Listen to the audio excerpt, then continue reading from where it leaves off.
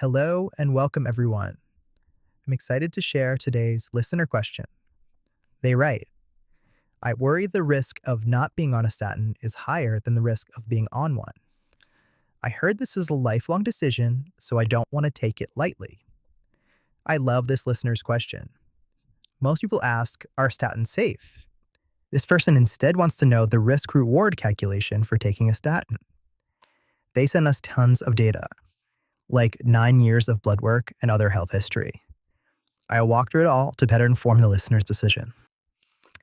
There's a tool called Prevent, which anyone can use to calculate their risk of cardiovascular disease, ASCVD, and heart failure based on things like blood pressure, age, and cholesterol. I'll link it in the description. The American Heart Association and the American College of Cardiology just released new guidelines on March 13th, 2026. Here, I have those guidelines on whether to start a lipid-lowering therapy like a statin or not based on the 10-year ASCVD risk from this tool. Before we get into the numbers, let's talk a little bit about the listener's health. In 2021, his appendix ruptured and he had a bad case of COVID. Since then, he's been trying to live healthier. He started exercising more. He limits saturated fat. In 2023, he started treatment for mild sleep apnea. He's lost weight. He has no comorbidities like diabetes, hypertension, or obesity. So I ran his numbers through the Prevent tool. His 10 and 30-year ASCVD risks were all under the threshold for considering a statin. This is interesting because his LDL levels in 2021 and 2023 were above 160. That is considered high, but it didn't shift his risks too much. So, a doctor using this tool would probably not push for a statin. But let's go beyond this tool to see what it misses for our listener. Let's look at his LDL. While the base guidance does not recommend a statin, there's an exception for LDL. It says if you're in the low-risk category, but your LDL is between 160 and 189, starting a statin is reasonable. It says reasonable and not recommended like it does in some of the other guidance. This puts us in a gray area. The words recommended and reasonable each appear over 100 times in this guidance, so there's a lot to go through to apply this to your own situation.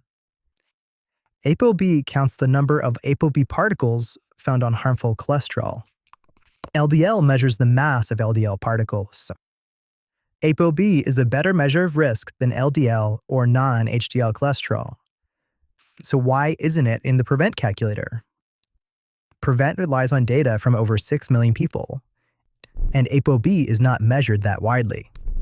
When LDL and ApoB disagree, ApoB is the better guide. For some people, LDL looks fine, but their ApoB merits treatment. For others, it is the opposite. For the listener, his ApoB and LDL are telling roughly the same story. Lp(a) is almost entirely genetic. 1 in 5 people have elevated levels, and it's not in standard blood work.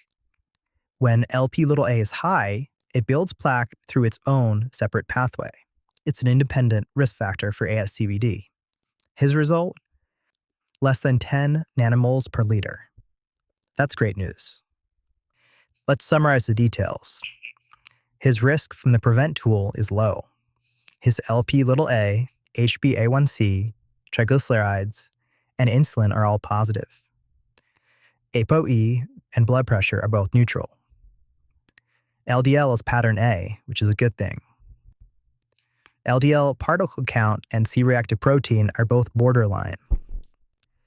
His maternal grandfather died of a heart attack young, but he was also a smoker, so we cannot separate genetics from lifestyle.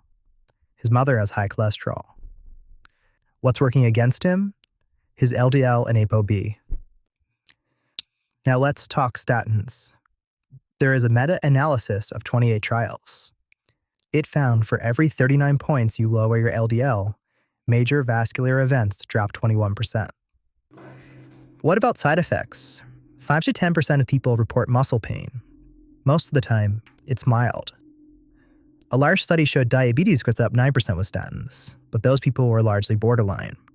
Our listener has a big buffer.